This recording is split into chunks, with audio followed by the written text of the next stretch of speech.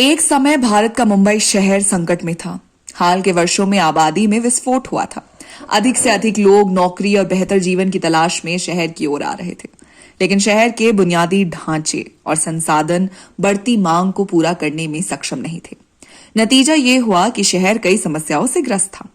यातायात एक निरंतर सपना बना हुआ था, जिसमें सड़कें और राजमार्ग कारों और बसों से अटे पड़े थे। सार्वजनिक परिवहन भीड़ भाड़ ऐसा था जिसे देखा भी नहीं जा सकता था। घरौंदे की कमी हो गई थी और बहुत से लोग झुग्गी झोपड़ियों में रहने के लिए मजबूर थे। मामले को बेहतर बनाने के लिए शहर की सार्वजनिक सेवाएं संघर्ष कर रही थी।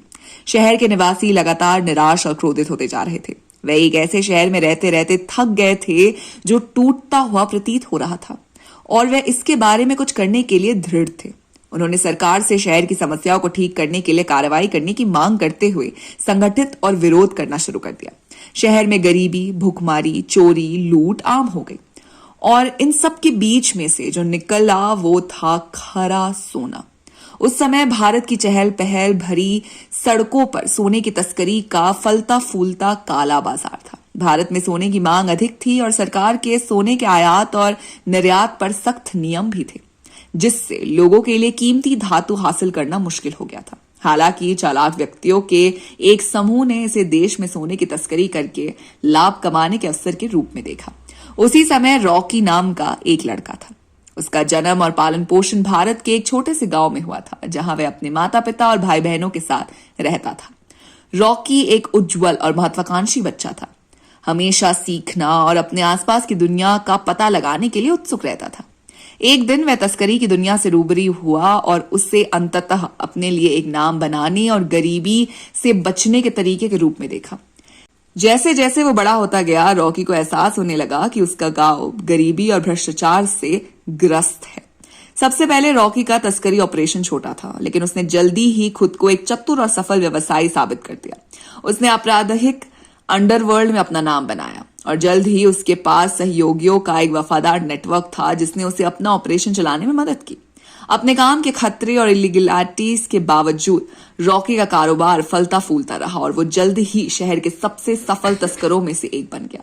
जैसे जैसे उनका धन और प्रभाव बढ़ता गया, वैसे वैसे उनकी महत्वाकांक्षा भी बढ़ती गई। वह मुंबई का सबसे बड़ा तस्कर बनना चाहता था और इसे पूरा करने के लिए वह कुछ भी करने को तैयार हो गया।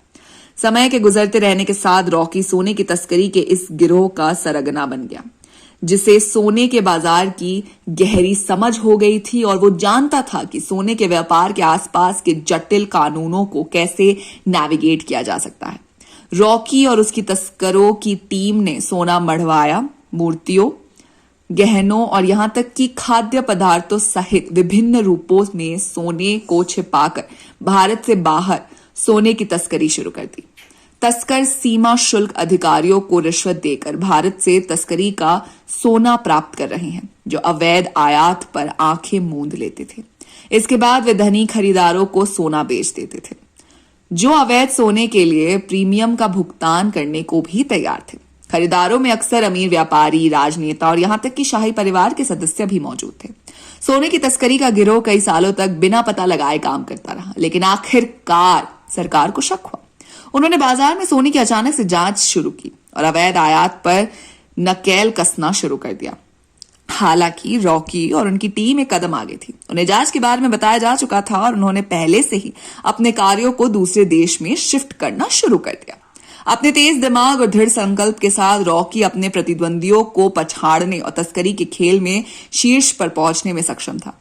बाजार पर उनकी मजबूत पकड़ थी और उनके प्रतिस्पर्धी उनके संसाधनों और कनेक्शन के साथ प्रतिस्पर्धा नहीं कर सकते थे। हालांकि बड़ी शक्ति के साथ बड़ी जिम्मेदारी और खतरे भी आते हैं। जैसे जैसे रॉकी का साम्राज्य बढ़ता गया, उसने कई दुश्मन बना लिए और जल्द ही खुद को पुलिस और प्रतिद्वंदी गिरोहों द्वारा लक्षित पाया। खतरे के बावजूद रॉकी ने पीछे हटने से इनकार कर दिया और अपने ऑपरेशन का विस्तार करना जारी रखा। अंत में रॉकी की सफलता की बड़ी कीमत चुकानी पड़ी।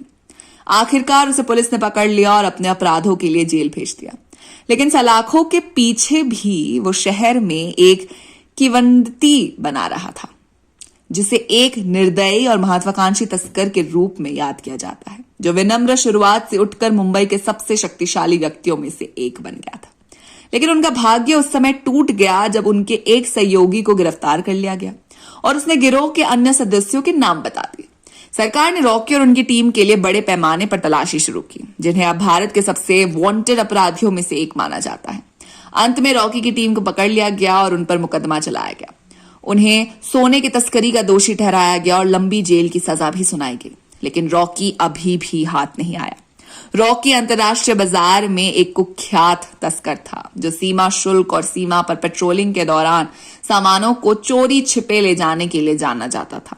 उसके पास दुनिया भर में संपर्कों का एक नेटवर्क था और इलीगल हथियार से लेकर गोल्ड तक किसी भी चीज को रॉकी सीमा पार करवा सकता है।